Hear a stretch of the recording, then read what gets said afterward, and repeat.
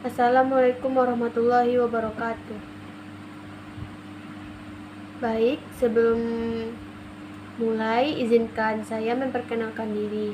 Perkenalkan, nama saya Nur Hasanah Rizal dengan NIM 22017164 dari Prodi Sastra Bahasa Indonesia Non-Kependidikan, Departemen Basindoda, Fakultas Bahasa dan Seni. Terima kasih kepada dosen pengampu Ibu Yesi Aprihatin, AMD Cap, SKM, MMKes, selaku dosen pengampu mata kuliah pengantar kewirausahaan. Pada kesempatan kali ini, saya akan mempresentasikan hasil tugas saya, yaitu resume dan peta konsep mengenai etika bisnis dalam wirausaha dan resume Gebiar Kuliner Minang sebagai destinasi wisata. Baik, sebelum itu saya memohon maaf kepada dosen pengampu Ibu Yesi karena melakukan presentasi dengan cara duduk. Baik, kita masuk saja pada materi pertama, yaitu resume mengenai Gebiar Kuliner Minang sebagai destinasi wisata. Pada pembahasan video kaki 5, di sini saya mendapatkan beberapa poin. Yang pertama, dari Bapak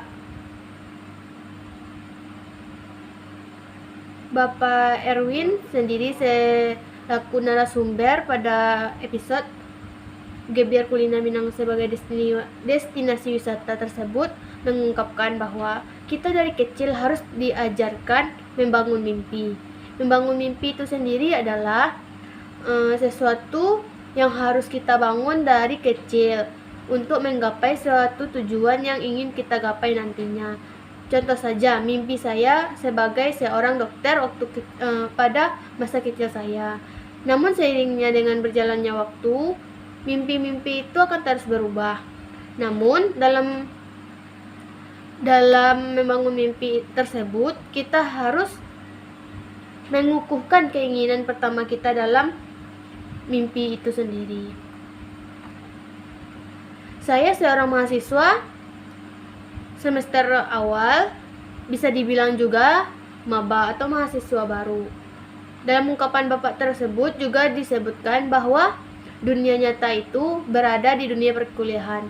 Saya sangat setuju, karena dalam dunia perkuliahan kita akan menemukan banyak referensi atau literasi yang akan kita pelajari atau kita baca, dan juga pengalaman yang belum kita lakukan tentunya.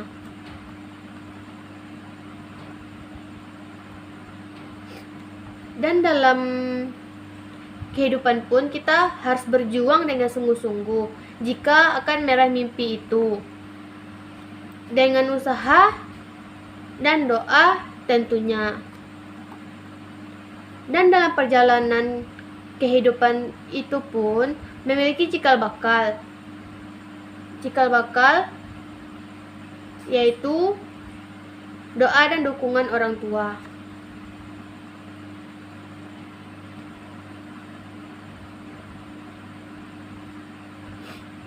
Di sini juga membahas bagaimana strategi yang digunakan dalam wisata dalam kuliner di Minang.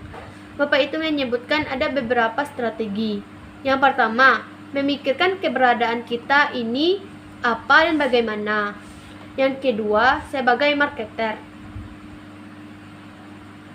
Sebagai seorang marketer, tidak ada tembok yang bisa menghalangi dalam ide-ide yang telah kita buat.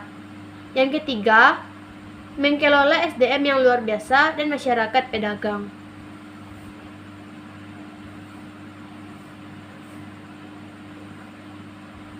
Dalam video tersebut juga disebutkan pada 17 Desember, di mana pada tanggal tersebut merupakan ulang tahun Kota Payakumbuh. Pada ulang tahun Kota Payakumbuh tersebut sudah dilakukan deklarasi melegalkan rendang sebagai makanan khas Minang. dan membangun sentra industri rendang, membangun UMKM yang maju dalam satu bentuk koperasi. Lalu koperasi ini menjadi operator. Dan di sini kita berpikir bagaimana kita cara menghadapi pasar dan kebutuhan global. Maka jawabannya adalah disinilah peran pemerintah dalam menyelesaikan permasalahan yang akan dihadapi. Dan di bagian terakhir, alam Sumatera Barat ini sangat kaya. Maka dari itu, kita sebagai warga Minang khususnya atau masyarakat Minang khususnya harus gali sumber daya alam yang ada di Minang. Dan sebagai contoh yaitu rendang ini sebagai bawaan saja untuk dijinjing namanya. Namun yang menikmati tentunya adalah UMKM. Terima kasih. Baik, kita lanjut pada materi peta konsep yang telah saya buat. Di sini akan saya taruh berupa peta konsep yang telah saya buat. Di sini peta konsepnya ialah etika dalam wirausaha. Etika dalam wirausaha itu ada 4 bagian, yaitu 1. Etika bisnis dalam wirausaha. 2. Etika produk. 3. Etika persaingan dalam semua hubungan kepercayaan adalah unsur dasar. Dan yang keempat adalah aturan dan hukum bisnis.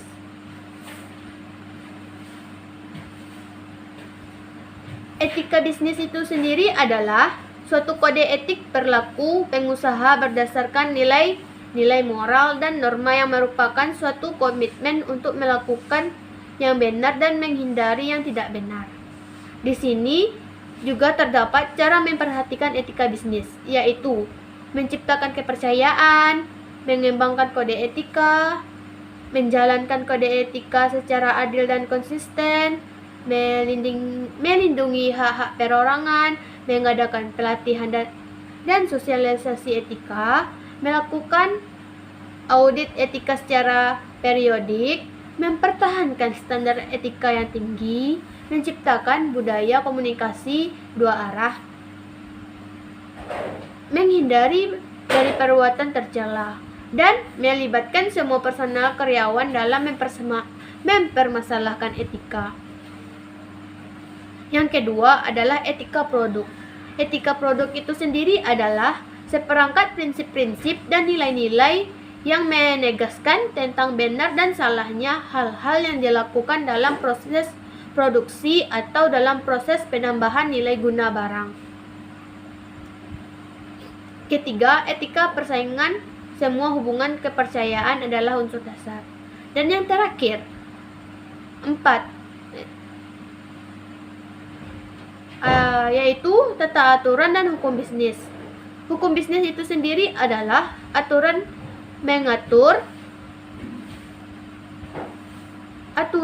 yang mengatur bisnis supaya tetap sesuai dengan hukum dan adil. Hukum bisnis menjadi ilmu yang sangat banyak dicari. Maka dari itu, di dalam etika bisnis tentunya ada hukum, di mana hukum ini menjadi penentu, di mana hukum ini harus kita lakukan dengan adil dan sesuai dengan hakikat hukum yang telah diberlakukan. Terima kasih. Mungkin hanya itu yang dapat saya sampaikan. Jika ada kesalahan kata dalam penyampaian materi saya pada kesempatan kali ini, saya memohon maaf sebesar-besarnya kepada Ibu Yesi sebagai dosen pengampu mata kuliah pengantar kewirausahaan. Sekian dari saya. Wassalamualaikum warahmatullahi wabarakatuh.